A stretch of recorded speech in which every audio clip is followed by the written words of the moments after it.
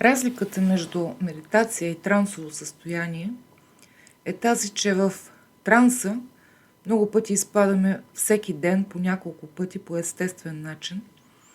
Тогава, когато имаме усещането, че вършим нещо несъзнателно, а то се случва точно както на автопилот, понеже сме усвоили много от техниките, с които боравим и не си даваме дори сметка за това какво точно правим, но го правим.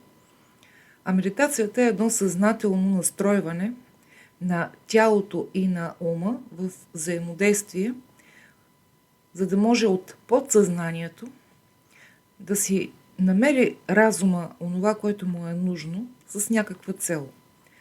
Или дори липсата на каквато и да било цел, а разпускането, онова, което е състояние по време на сън, и то е лечебно, защото по естествен начин възстановява всички функции на организма и понеже ума спира да пречи, тялото прекрасно знае как да поддържа баланса и хомеостазата му.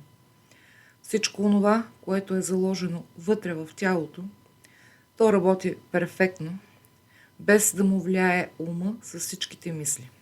И много пъти, когато човек иска да медитира, понеже информацията, която е достигнала до него е най-различна, има различни техники, различни начини, подходи. И медитацията започва да прече от знанието, което сме усвоили, а не сама по себе си. Защото ума има функцията той да е критичен и непрекъснато да прави план, сценарий за нещо. Така трябва. Това е правилно, това неправилно. Сега трябва, ако не го постигна това, да се измисля друг план. Значи този е грешен. Няма такова нещо.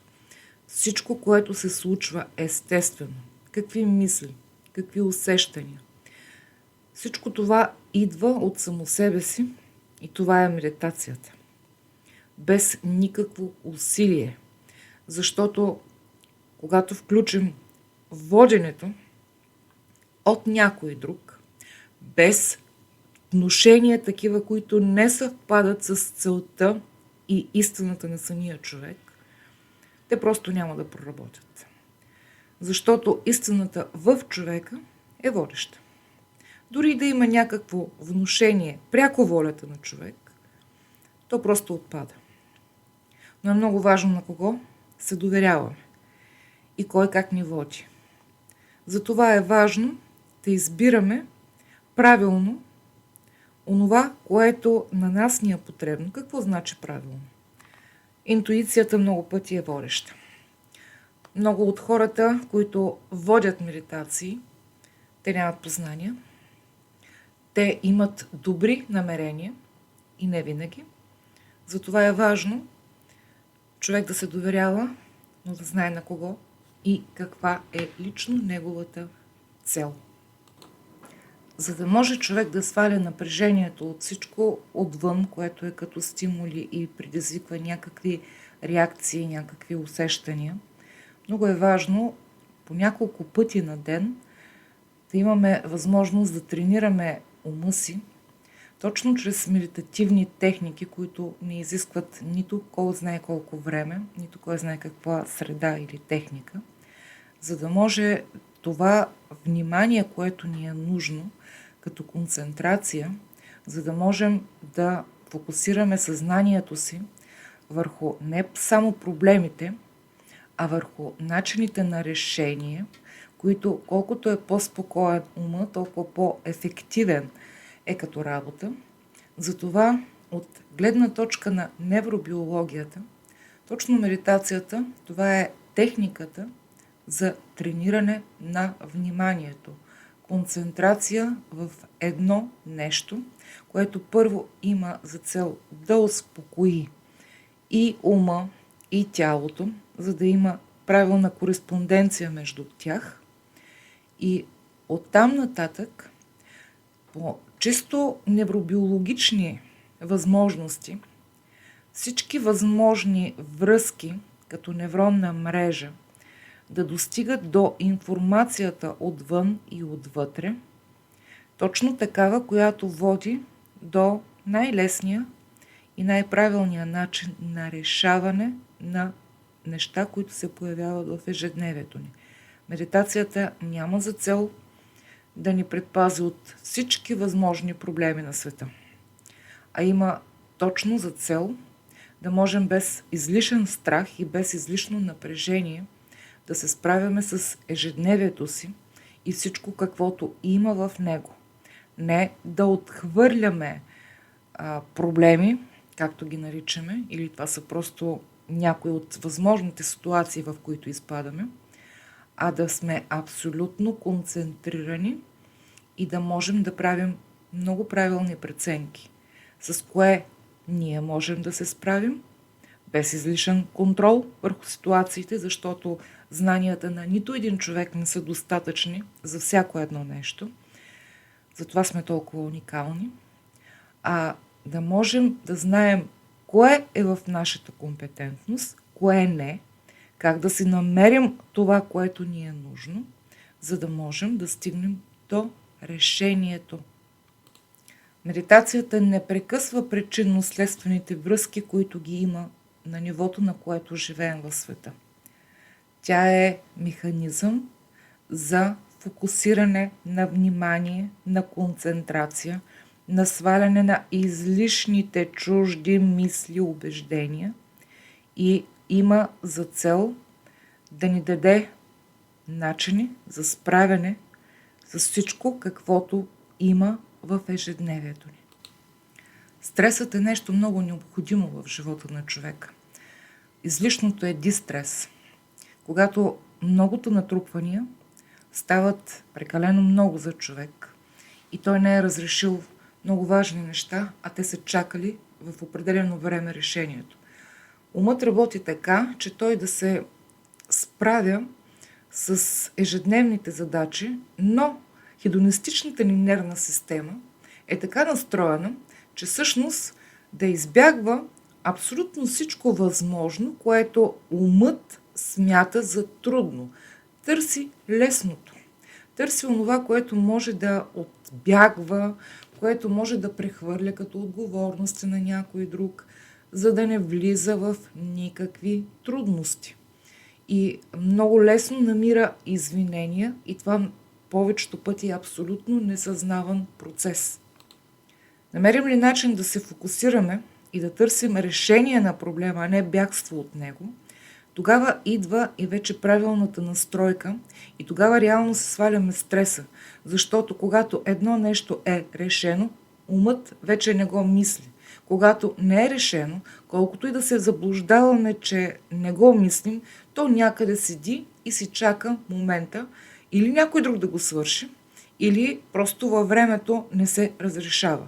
Колкото повече ежедневно в обикновеното ни ежедневие, в обикновените ни дейности, можем да направим така, че да фокусираме и да подредим приоритетите си като задължения, правилно разпределени в този 24-часов пояс, с който разполага абсолютно всеки. Това значи да можем да преценим коя задача, колко време би ни отнела и как така да я разпределим като задача за изпълнение, а не за отлагане, че да не ни създава излишно напрежение. Тук и сега фокус върху това, което правим, а не в миналото, не в бъдещето. Ако ми я чини, значи вниманието ми е концентрирано в тази дейност. И колкото по-концентрирано е вниманието, тялото ми като действие, чувствата ми насочени правилно към точно това занимание, тогава няма стрес. Тогава човек разбира, че това е самоуважение, защото се грижи правилно и за себе си, и за другите, и няма стрес. Това тук и сега, което и в източните философии е застъпено, той има за цел да ни вкара в реалността, без тревожността, която е винаги или в миналото, или страх от бъдещето, от неяснота, от несигурност, или да сме толкова изпреварили във времето, че да планираме всяка една крачка, а всъщност Няма такова нещо в реалния живот с гарантирана 100% сигурност за нещо. Не. Просто се справяме, защото вярваме в самия живот и в себе си. И колкото повече умения, толкова повече лекотата в живота вече се случва, защото няма нещо, което да не е преценено правилно. Кога, какво, защо, как. В този комерциален свят, в който живеем, всяко едно нещо има за цел да ни придърпва вниманието с някаква търговска цел. И колкото повече сме неуверени и не знаем как и защо минаваме през този живот, какви са ценностите ни, какви са потребностите ни, толкова повече е възможността да бъдем привлечени от нещо, което има точно това за цел. Да привлече вниманието ни обикновено с нещо, което е такова лъскавичко, красивичко на външен вид, без значение дали това ни трябва, защото целта там са парите. Парите от джоба на един да са в джоба на другия. Без значение какво е това, трябва ли му, борбата е за пари. Колкото повече имаме концентрация и яснота, толкова по-неподатливи сме на всякакви външни влияния и стимули. Не сме реактивни, ставаме проактивни, което значи аз мисля и тогава действам. Аз преценям, а не съм спонтанен до такава степен, че да забравя нуждите моите и по този начин не се закачаме за всяко едно външно нещо, а минаваме през всичко съзнателно. Медитативните техники, трансовите състояния, когато вече сме ги оттренирали, а те искат повторение, за да може тази неврална мрежа да бъде гъвкава, да не бъде застопорена в стари ненужни убеждения, в стари ненужни травми, които някога сме ги възприели по определен начин, защото едно мъничко дете, което няма разбирането за света, може да е било много стресирано от това, че някой не му е купил близалка. Без да знае, че този някой, който не е купил близалка, е знаел, че това е вредно и е спестил вредното. Но детето може би го е възприело по друг начин. И това не са травми, а това са много точни и правилни отношения на варианта родител-дете. И въпреки, че някъде в тялото, на паметта на тялото ни или на ума ни и на подсъзнанието ни, това е останало, здравомислещият, зрял човек променя отношението чрез разбиране и всяко пускане на всичко излишно. То освобождава време, място и пространство за изграждане на нов тип поведение, на нов тип отношение на човека към себе си и към света, без излишния товар. И всеки опит човек да влиза в медитация му помага да се справя с това, което е излишно, да може да създава ново поведение, нови отношения и взаимоотношения. А реално в живота, точно как се чувстваме с другите, как ги караме да се чувстват и в наше присъствие, то е основното за почти всичко. Медитацията може да се практикува по всяко време, навсякъде и не изисква нищо сериозно като предпоставки, за да бъде човек в медитативно състояние. За трансовите състояния, особено такива, които са нужни хипноза и влизане в по-дълбоките нива на забавена мозъчна дейност, в алфа и в началните етапи на тета са мозъчни вълни, тогава се иска изолация, безопасна среда и откъсване от всички други външни предпоставки за отвличане на вниманието, за да може да има много спокоен контакт между този, който прави хипнозата и този, който се подлага на хипноза.